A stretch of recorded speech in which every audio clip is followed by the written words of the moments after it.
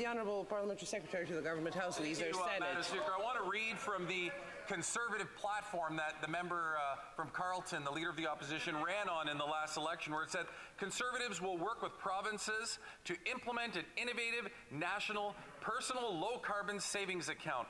This will put a price on carbon.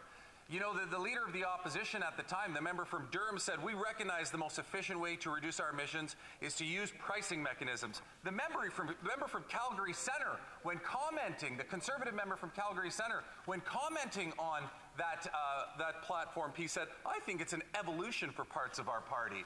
You know, now we've seen, I think this is the 7th or 8th motion similar to this that has come forward from this House since they ousted that previous leader, Madam Speaker. It's actually been 150 days to the day since this member became the leader of the official opposition. So congratulations to him. My question.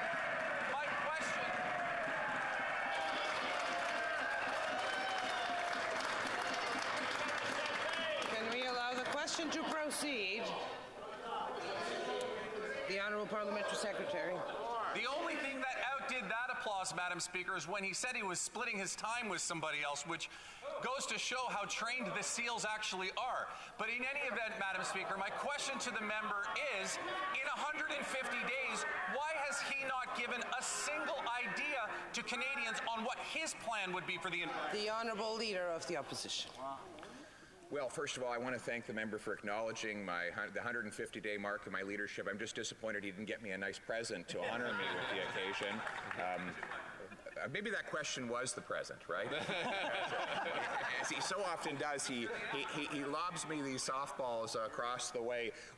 You want some ideas, Madam Speaker? Here's some ideas. Why don't we use technology instead of taxes to fight climate change? Why don't we support our energy sector in pumping the carbon back in the ground through carbon capture and storage? Why don't we speed up nuclear power so that we can have more emissions-free electricity on our grid? Why don't we get out of the way of the people of Quebec and speed up the approval of future hydroelectric dams so that they can produce even more prodigious emissions-free electricity? There are some ideas that would actually protect our environment and our customers. Thank you.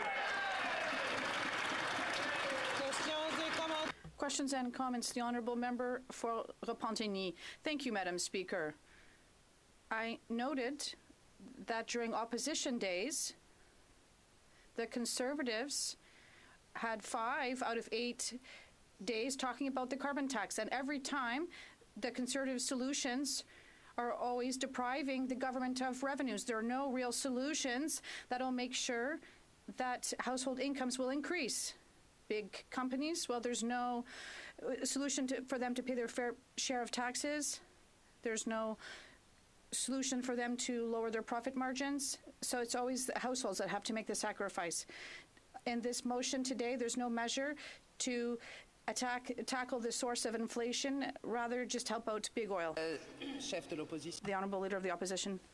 First, the member is wrong. She says that we've said nothing with respect to profits that are not justifiable for companies. Yesterday, we had a motion before the House to end profits that were not justifiable from McKinsey. We said no to those big Liberal government contracts to these companies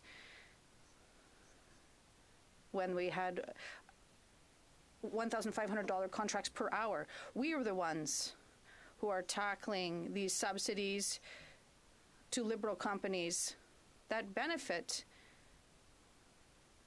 from Liberal gifts that are supported by the Bloc. We want to reduce taxes on the shoulders of everyday Canadians and not for big Liberal corporations. Honourable Member for Port Moody, Coquitlam. Thank you, Madam Speaker. And this morning I had representatives from CLC in my office talking about the just transition and talking about the need to make sure that there is workers at the table around these conversations. And really they're worried about climate change, and they're worried about climate change for their children and their grandchildren. So I'm just wondering if the member would just like to expand on the impacts of climate change in what he's hearing across the country. Honourable Leader of the Opposition. Well, what I'm hearing is that the NDP Liberal plan to triple the carbon tax will do nothing to fight climate change. And the NDP has nothing to say about workers. They've abandoned workers.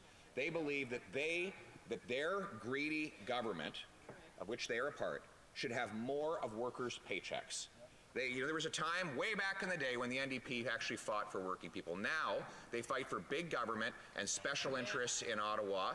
They've abandoned, and now they are attacking the working people by raising their home heating bills, raising their gas bills, raising their grocery bills, and raising their taxes. So the government, the bureaucracy, the special interests in Ottawa, the Mackenzies of the world who get these juicy contracts for which the NDP voted, get more, and the working people get less. We believe exactly the opposite. Resuming debate.